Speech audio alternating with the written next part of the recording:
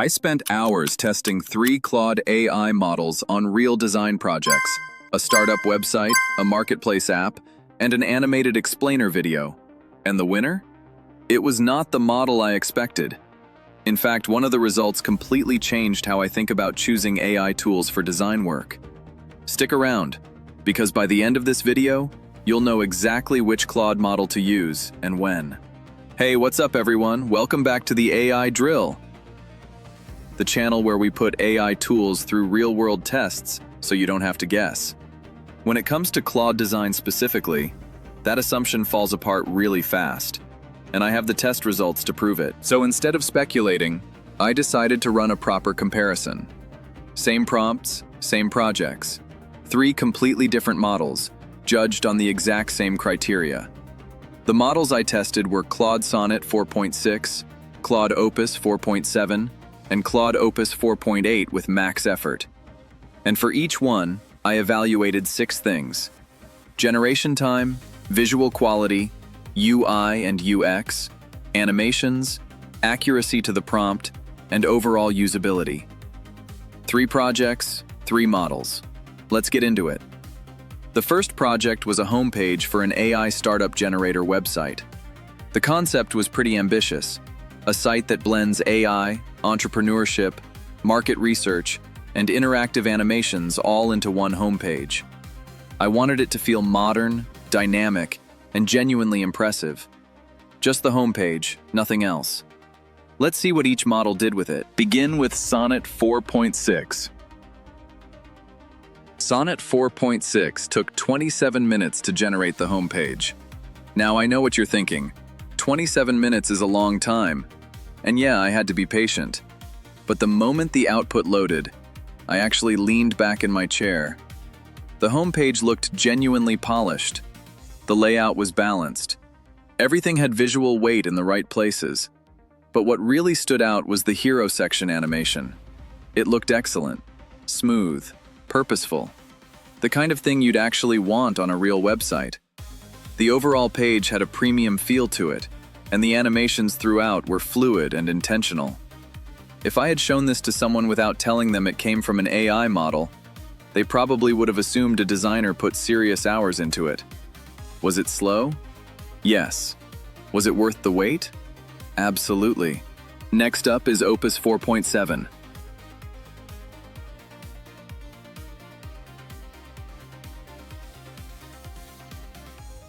Opus 4.7 came in much faster, somewhere between 9 and 12 minutes. That's a significant difference. And honestly, speed is one area where this model clearly wins. But speed was about where the wins ended for this one. The hero section animation was decent, nothing that made me stop and take notice. More concerning was the text alignment, which felt off in a way that's hard to ignore once you see it. Some blocks of text were misaligned, and the model also added extra copy that wasn't part of my original prompt.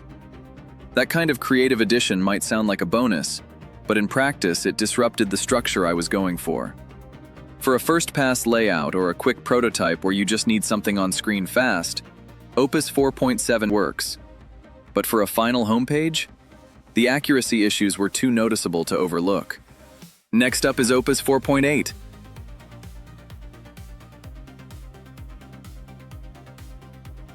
Opus 4.8 took 24 minutes, so almost as long as Sonnet 4.6, but with a different set of trade-offs. The hero section animation here was actually weaker than Sonnet 4.6's version, which surprised me given that 4.8 is the newer model.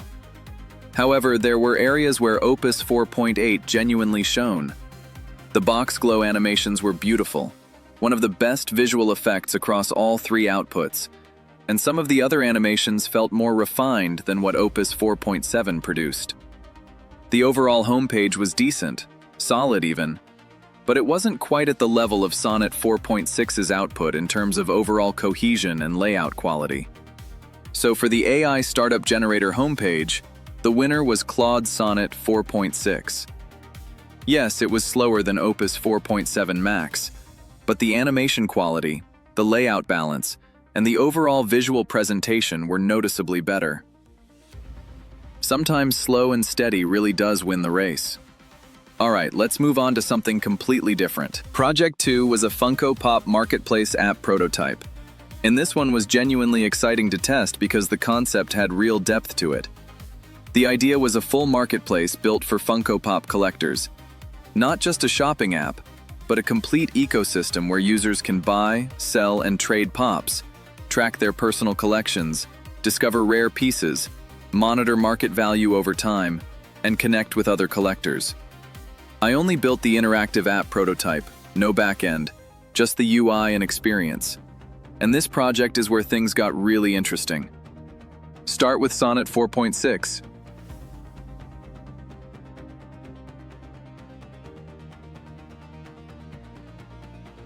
Sonnet 4.6 generated this one in 26 minutes and 35 seconds. The result, though, was a step down from what I saw on the homepage. The app felt basic. The cards were simple. The icons were okay but mostly static, and the interactions were very limited. If you tapped around the prototype, there wasn't a lot happening. The profile page was particularly underwhelming. Just basic information with no real depth or detail. But it didn't feel like a real app. It felt like the first draft of one. Next up is Opus 4.7. Opus 4.7 finished in 23 minutes and 20 seconds, a bit faster, and unfortunately, not much better. The honest take here? It didn't feel like a mobile app at all. It looked more like a presentation slide, the kind of thing you'd throw into a deck to illustrate a concept, not something you'd actually hand to a user and say, "Test this." The interactions were minimal, the user experience felt incomplete, and overall the output was disappointing given the level of detail in the original prompt. This was probably the weakest result of the entire comparison. Next up, Opus 4.8.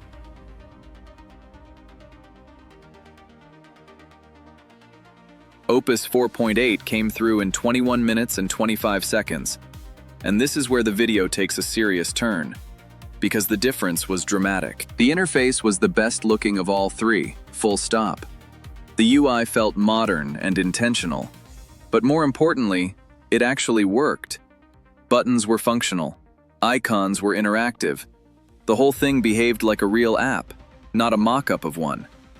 The homepage included a vault value trend graph showing market data for collectibles, which was exactly the kind of feature this concept needed.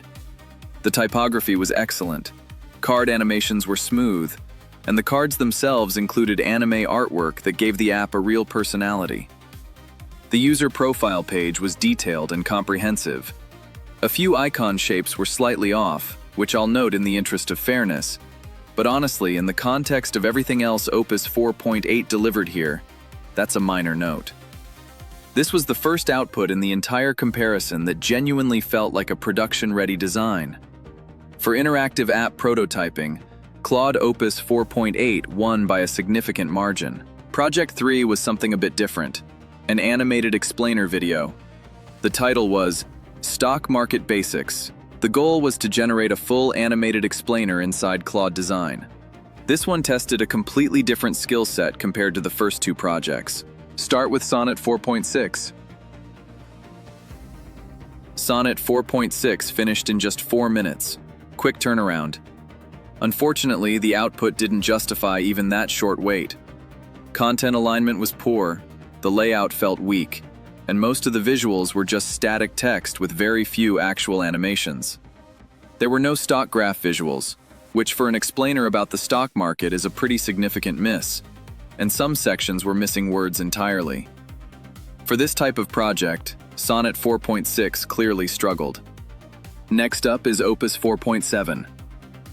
Opus 4.7 was the fastest again, 2 minutes and 30 seconds. The output was better than Sonnet 4.6's in a few ways.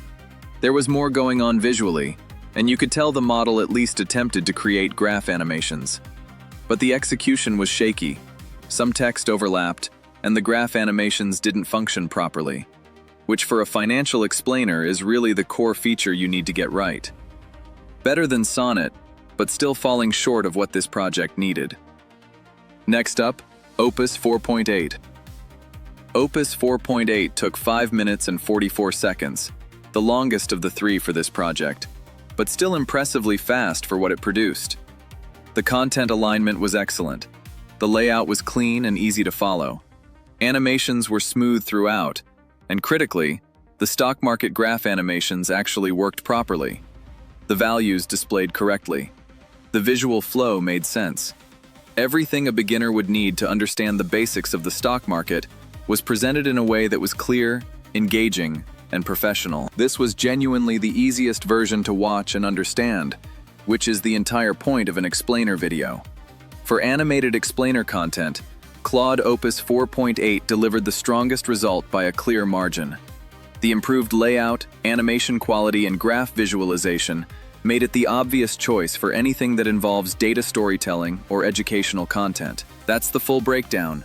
3 projects, 3 models, some results I genuinely didn't see coming when I started this test. If you've been using Claude Design, I'm genuinely curious. Which model have you been getting the best results from? Drop it in the comments. I read every single one, and your experience might be completely different depending on what you're building. And if there's a specific model comparison you want to see next, whether that's a different set of Claude models, a head-to-head with another AI design tool, or a specific project type, let me know down below. These videos are shaped by what you actually want to see. If this comparison was useful, go ahead and hit that like button. It genuinely helps this channel reach more people who are trying to figure out the same questions you are. Subscribe to the AI Drill if you haven't already. We do real-world AI tests like this regularly, and I'd hate for you to miss the next one. I'll see you in the next video.